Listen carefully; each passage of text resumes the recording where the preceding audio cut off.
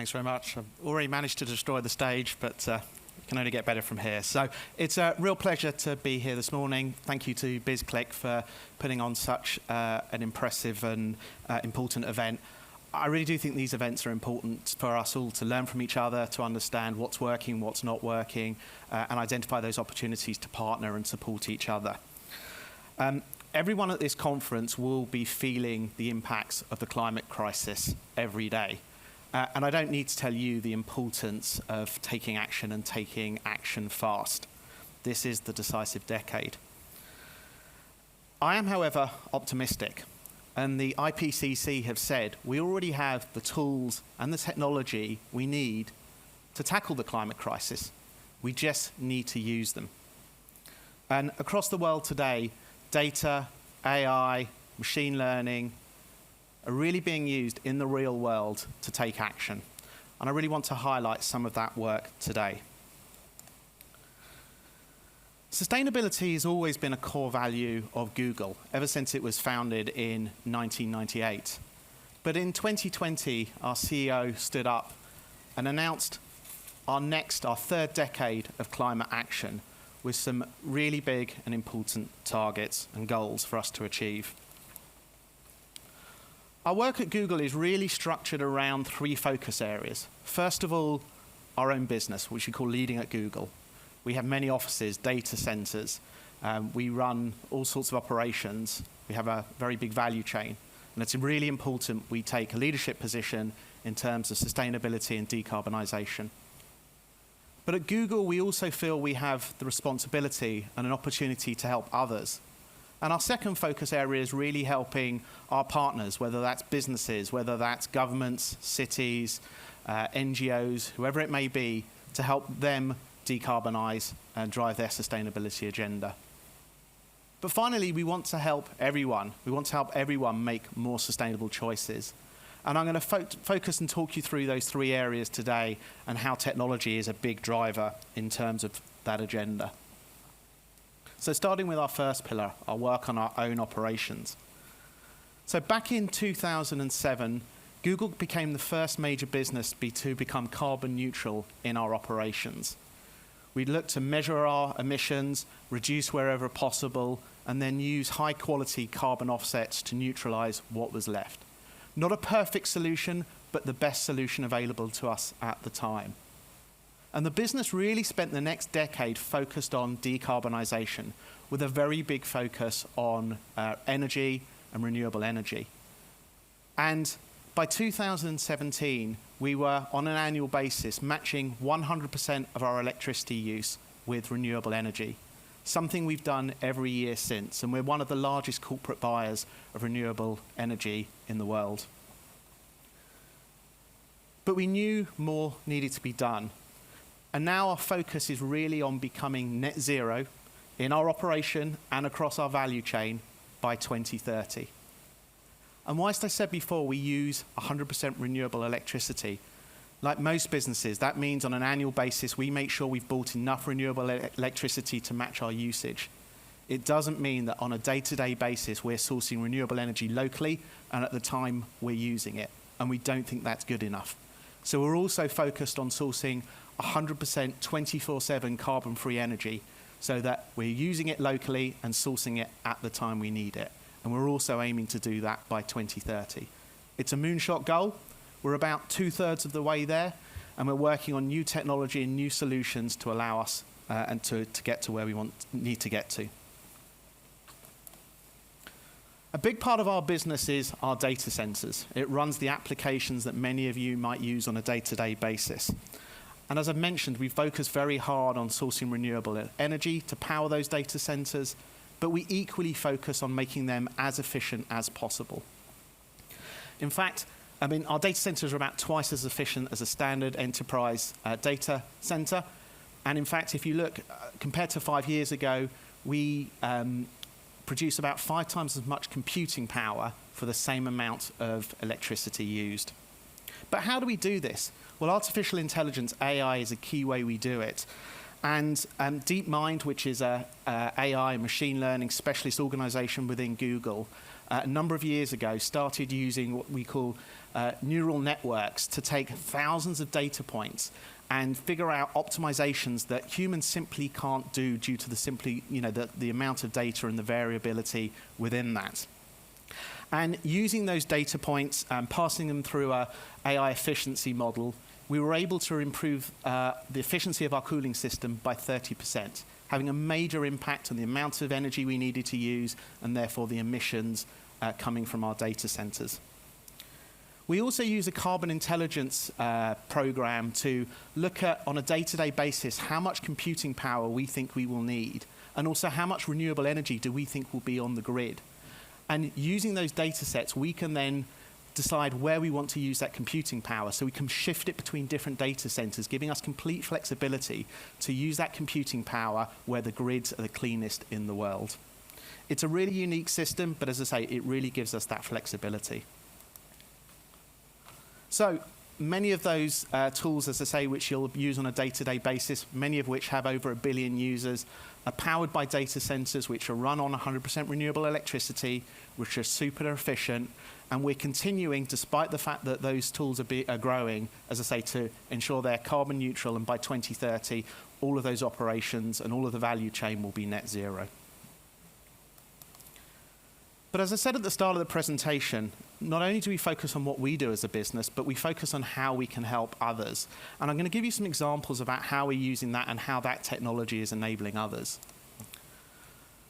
One of the solutions that we make available for free to cities and regions around the world is called Environmental Insights Explorer. Insights are really key to developing carbon plans and then tracking progress against them.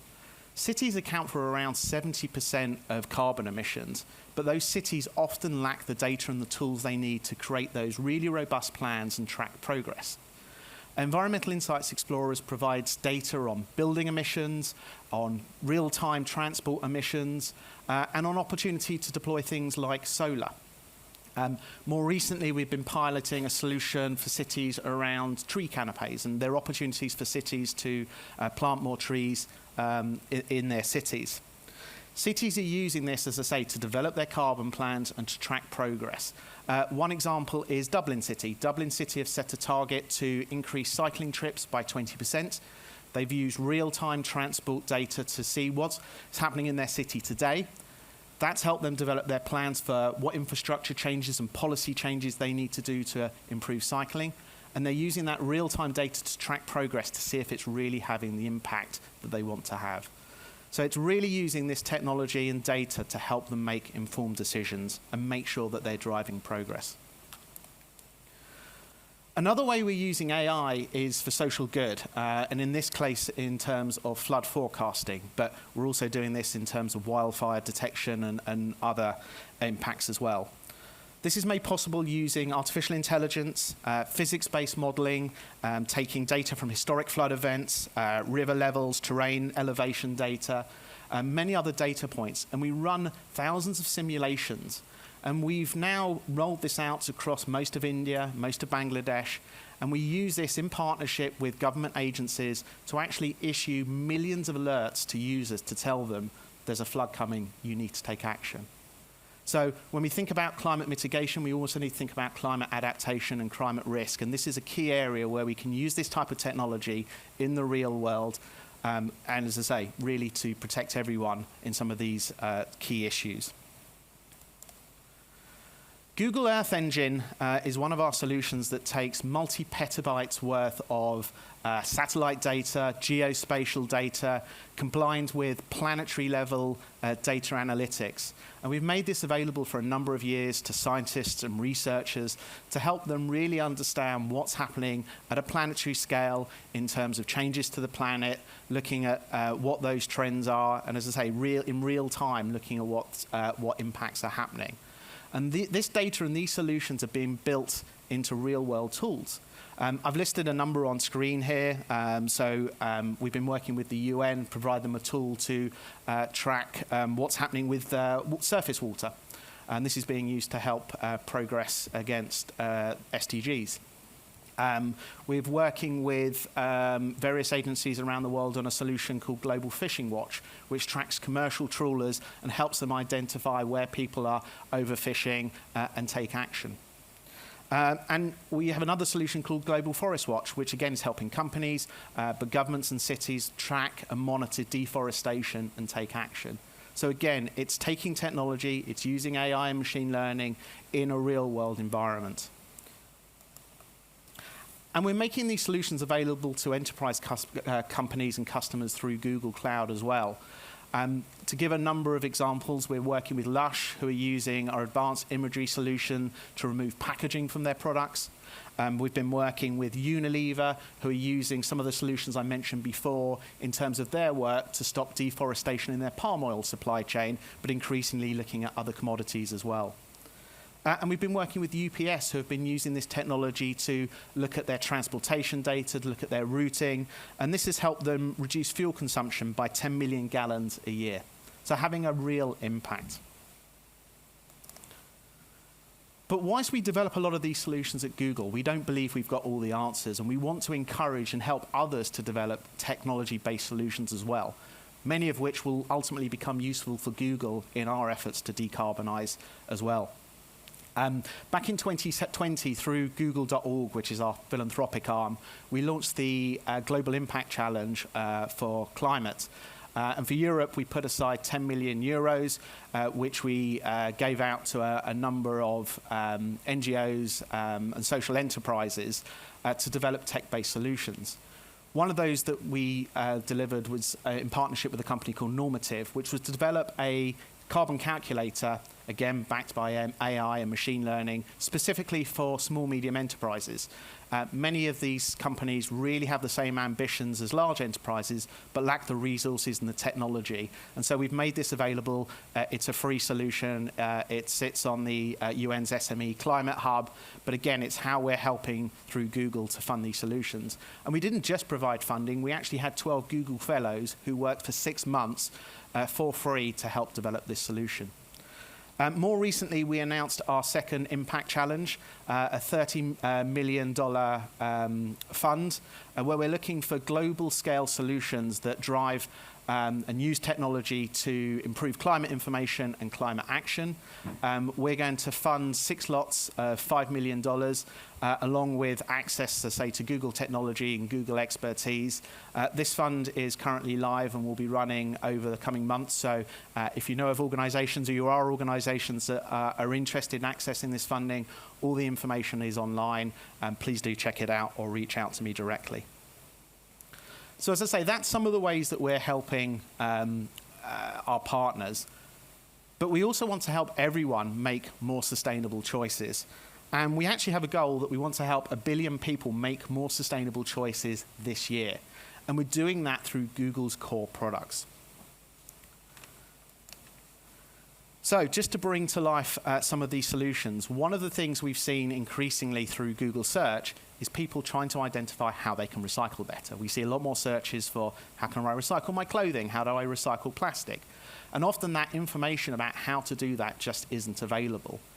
We launched a new solution earlier this year through Google Business Profiles. So many businesses have their profiles on Google.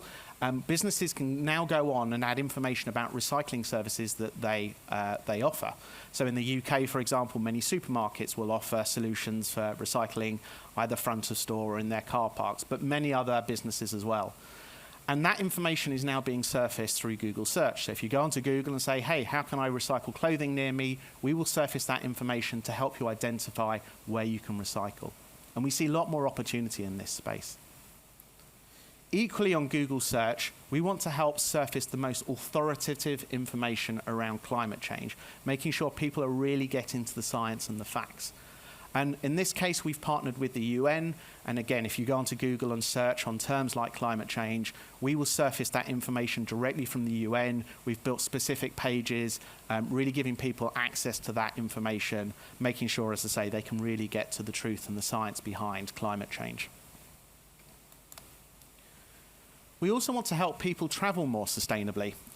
So Flying's not great, but sometimes it is required. And if you go onto Google today and search for flights, we will surface the carbon emissions associated with each of those different flights so that you can actually choose the flight with the lowest emissions.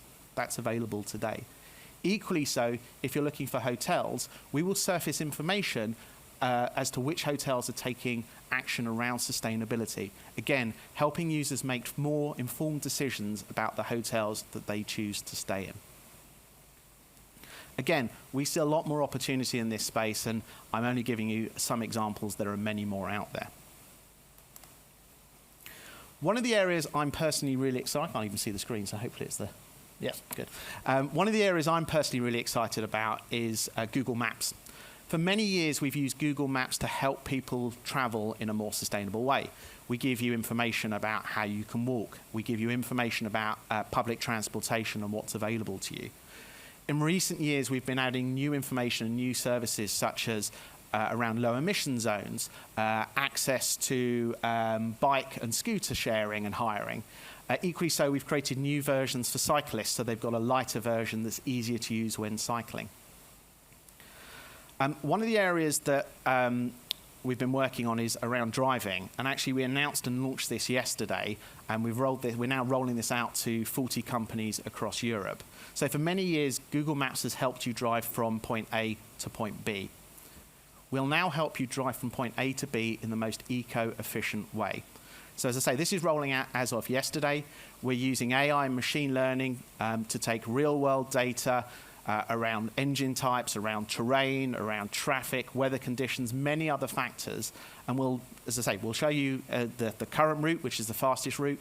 But if there is another route that is more eco-efficient and more eco-friendly, we will also surface that. So it may say to you, hey, this route is 5 minutes slower, but is 15% more fuel efficient. So not only saving carbon emissions, but also helping people to save money as well. So do check it out, it's rolling out as of yesterday. I should say we launched this in the US probably about 8 months ago, and since we've done that, it's taken 500,000 tons worth of emissions, equivalent to about 100,000 cars off the road. So again, we track this to make sure it is having a real-world impact. So that's really a snapshot of some of the work we're doing at Google and some of the solutions we see out there. Tech is not the answer to everything here, but we do believe it is a key part of the solution. As I mentioned earlier, we don't have all the solutions and we don't have all the answers at Google, and we're really keen to partner and work with others. So if you think you've got solutions, if you've got great ideas, if you've got things that are useful to Google, please do reach out. We're really keen to partner. We're really keen to work with others. Thanks for your time. I look forward to some of the questions.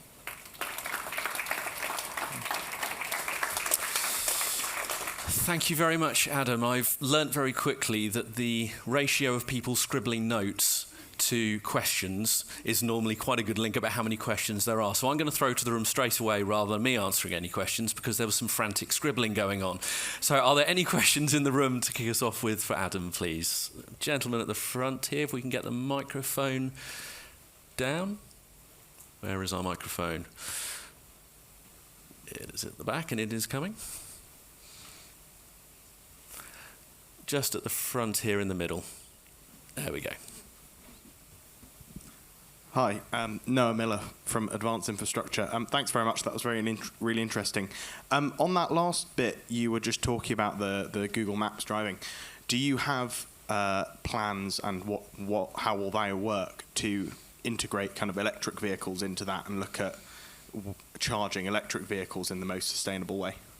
So part of the solution we rolled out allows you to put in your engine type, so you can choose whether you've got electric vehicle, hybrid, petrol, diesel, and that allows us to give more accurate information to users. Those engine types really differ in the real-world environment, so we build that in. We already surface and are continuing to improve the information we provide on Google Maps about electronic EV charging infrastructure, including where available, are those being used or are they available? And we see lots more opportunity to, integrate these different things and give users better experiences. So I think what you'll continue to see is more and more solutions coming, more and more advancements, so we can really make it as helpful as possible in the real world. Thank you. Who do we have next? Well, we'll just go over here and then we'll come to you at the back. Thank you. Hi, Louis Matthews from Computer Center.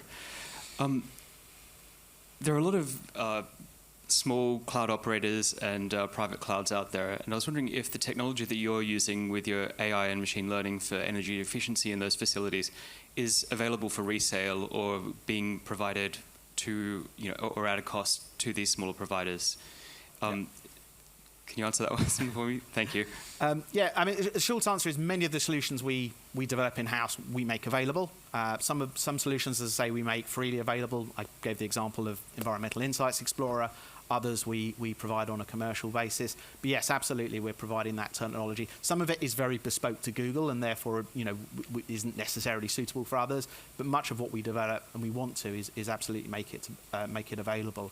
As I mentioned before, we really feel that we're in a position of privilege and a position of power to take action here, and not everyone has those same opportunities. So we absolutely want to make these solutions available to everyone else. We, like other businesses, have a very large Scope 3 supply chain. So it's really important for us that we help others to decarbonise, because we're not going to be able to do it ourselves. Thank you very much. Thank you. And we have another question at the back there. Luke is coming with the mic.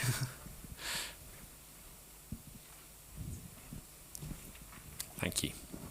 Hi, Evelyn Salens from UL Solutions. Thank you for that positive presentation and all the opportunities that are out there. You mentioned value chain emissions. You mentioned partnerships. I'm wondering, what is Google planning to do, or using the toolkit that you have to facilitate that engagement across the value chain, get suppliers on board, and that culture of data sharing in the tech industry? Yep. No, great question. Thank you. And I probably don't have all the examples to sort of share with you, but obviously it is an area we focus on significantly. As I mentioned, like many businesses, we have a large Scope 3 emissions, and we need to support others in terms of decarbonisation.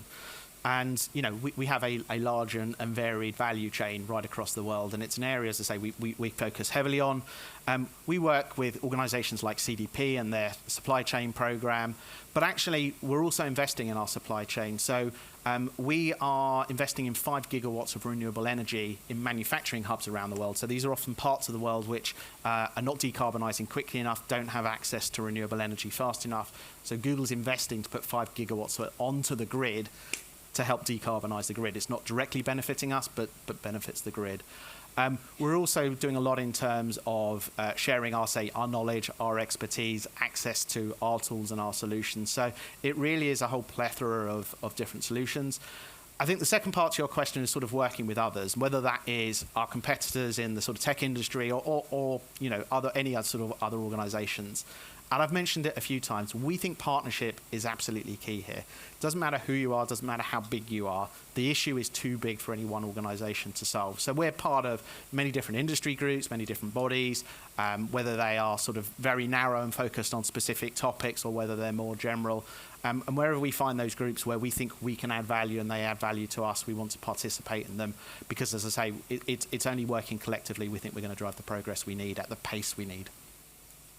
Thank you. I'll just take a question from online, and then I'll go at the back there. This is the first one that's sent in by the online audience. How do you track emissions saved due to routes in Google Maps? How do you know the chosen route wouldn't have been used anyway? Yeah, no, great, thank you. I mean, we have a team that specifically focus on measurement, not just for sustainability, across everything we do. And as you can imagine, as Google, we spend a lot of time thinking about measurement. So I don't really have a precise answer other than that. We have a team that's very much focused on this. We have expertise in modelling.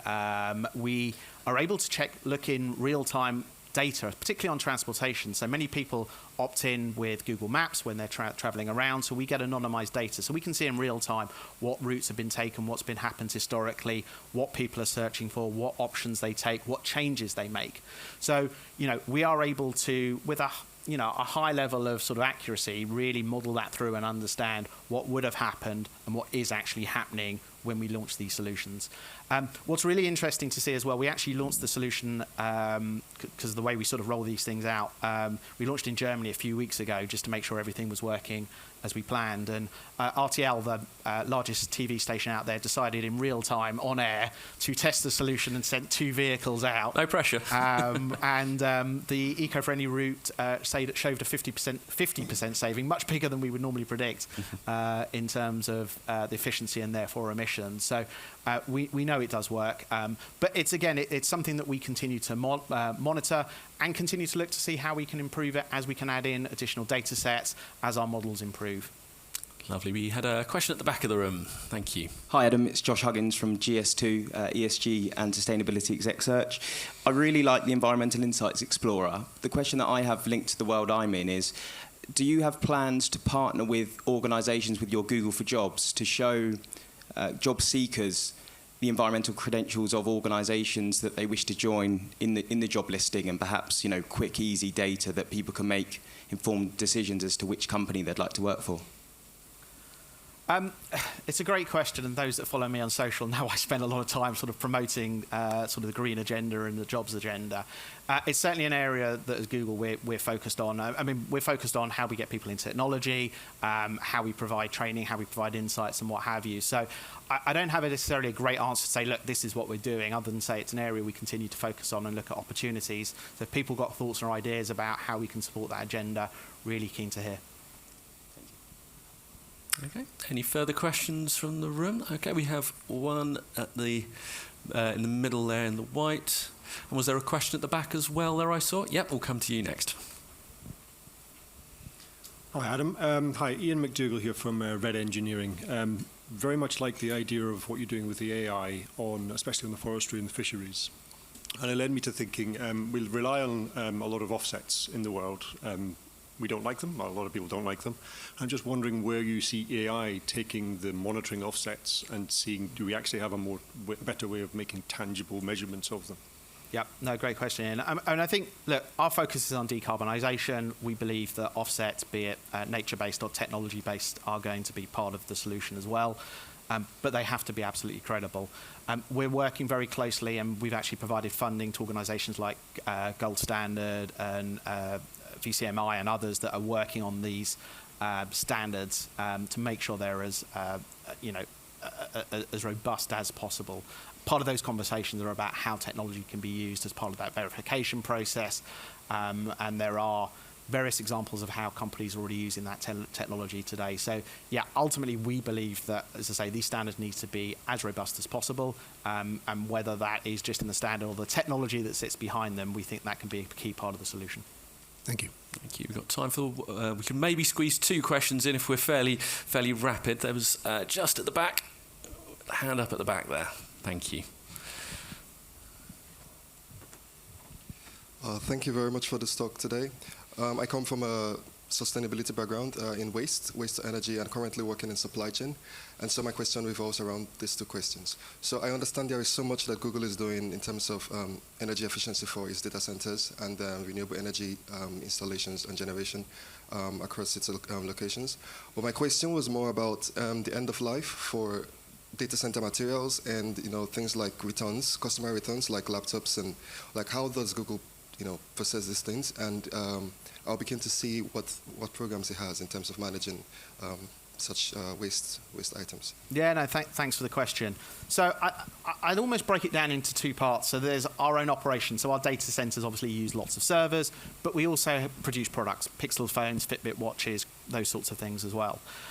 It's clearly much easier in terms of our data centers. That's something we control, and actually many of the servers we build are bespoke built for us. And we have programs in place to make sure that that they can be upgraded, that parts can be replaced, those parts can be refurbished, renewed, and what have you.